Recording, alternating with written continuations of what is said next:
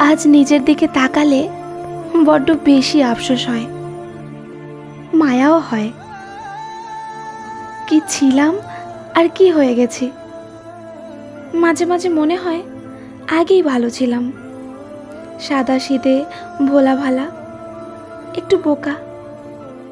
চোখের নিচে ছিল না কোনো কালশিটে দাগ, ছিল না মাথা ভর্তি দুশ্চিন্তা। অথচ আজ এই মানুষের ভিড়ে নিজেকে যেন আর চিনে উঠতে পারছি না। বড্ড আবছা লাগছে।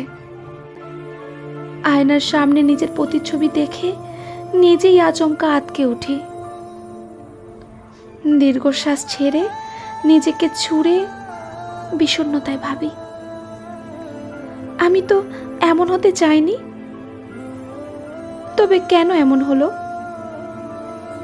কিছু জিনিস যে আমাদের হাতে থাকে না, এক প্রকারের কেমন যেন হয়েই যায়। হয়তো তাই এই স্বার্থপরতার ভিড়ে নিজেকে আর বোকাশোকা চালাতে পারি না। এই অযাচিত মানুষের ভিড়ে আমায় শক্ত হতে বাধ্য করেছে, নমনীয়তা কমিয়ে রুক্ষ করেছে চোখ।